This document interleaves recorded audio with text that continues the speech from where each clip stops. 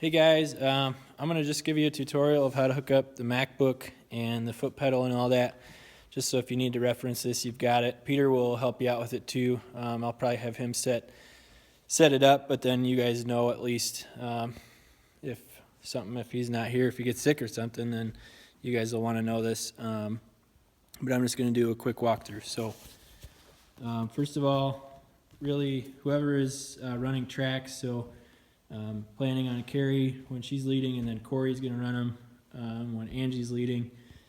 So this will just all kind of stay here, and Peter, you could probably pick it up for the 8 o'clock service, but then just bring it out. So I just have the pedal here, and then the other pedal here, and then that cable just running back, and you could put it right back by this box here. And so first thing is just to get the computer on. So you want to power it on. For these couple weeks, I changed my password to 1234. So just log in, and then there's a folder on my desktop called Ableton Current. That's just the current Ableton file. So if you open this folder,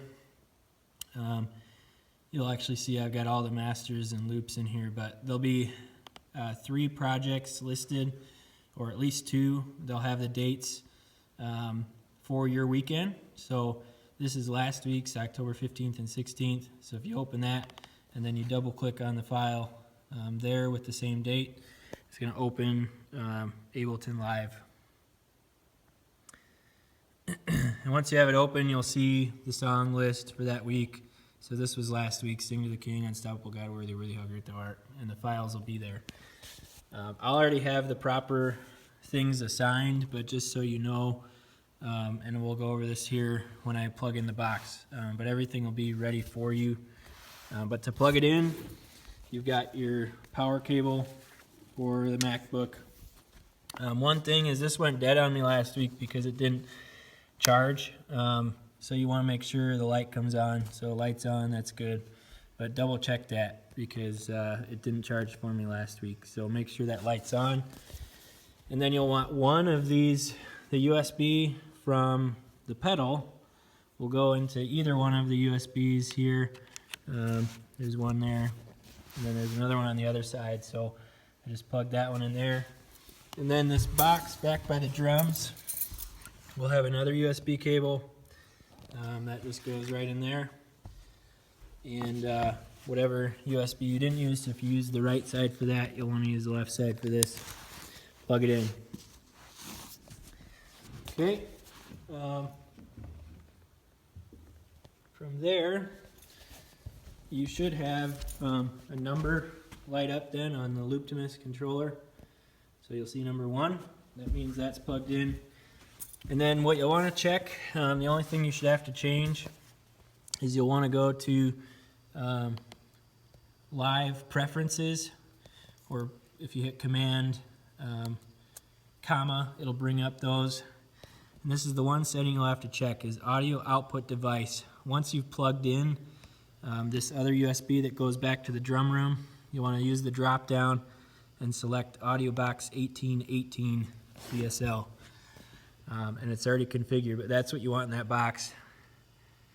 And then you can exit out. So this is where I was talking, all this will be routed, but just so you know, bass stuff will go to, you can see exterior out number 2, and then this will be already set for you, but they'll be in stereo pairs for the guitars and the pads, and then the click and the guide are in 1. Bass on this side, the right side, is B on number 2, then 3, 4, 5, 6. This will all be set, but if you have any problems, this is what it should look like. You should have across the board bass, pads, guitars, click, guide, bass, pads, guitars. And you want number 2, 3, 4, 5, 6, 1, 1, 2, 3, 4, 5, 6. So if there's any issues, just double check that. I'll also have all the buttons already configured. So what it'll be is for each of these 2 weeks, you're going to have 3 songs. Let me bring up the service orders real quick. So for Carrie's week, you'll end up with 3 songs at the top there, and then a little break, just like it is here. I put in just a little spacer so you can sort of see that visual. And for the following week, for Angie's week, you're going to have 3 up front, then a break still with Amazing Grace. So they'll actually look the same here. You'll have 3 together and then 1. And those will coordinate up to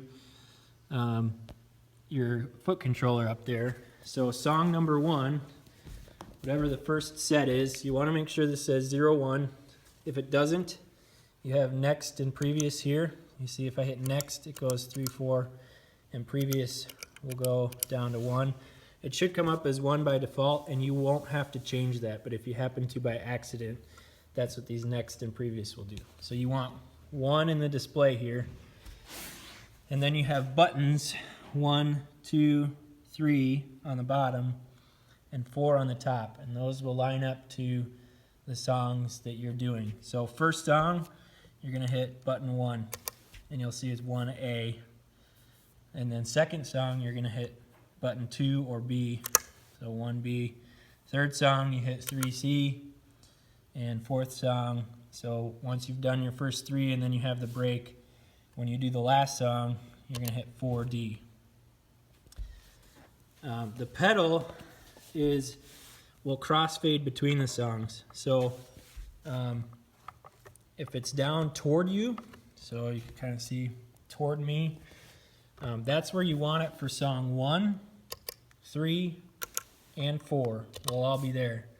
So the second song is the only one that you're going to fade into the other track. So when you go from song 1, you'll have it down. If you have it up, you won't hear any of the track content. You'll still hear the click in the guide, but not the track. So you want this down, and you'll hear the content. Then when you start song number 2, you'll hit button 2. You'll hear the click right away, but you'll want to fade this in with your foot into song number 2. So it'll give you a chance to kind of crossfade those. Then when you start song number 3, you'll hit number 3 here. You'll hear the click right away, but then you want to fade it back to your first channel there. And then the last song, you don't have to touch the pedal at all because it's still on this down side. You just hit number 4 and it'll start. So really the second song is the only one. When you do the second song, you need the pedal up. And otherwise you're just kind of crossfading between the two. If you're in the middle of a song and you get off from the track and you need to kill it, what I would do is fade it out first. You just fade it the other direction if you think of it. So if you were on song 1, 3, or 4, you can fade up and it will fade that track out. If you were on song number 2 where you started with it up, then you just fade it back toward you. So just the opposite direction of wherever you were. That'll fade the tracks out, but to stop the click for the band, you have to hit this stop button. It's the top right button. So you just hit stop. So just as a review, if everything goes well, all you're doing is you want to make sure you have the pedal toward you to start the service.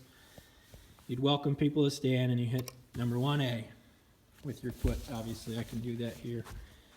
So 1A, that's going to start the song and you'll be off. And then when song 2 starts, you'll hit the second switch and then use your foot and fade it forward.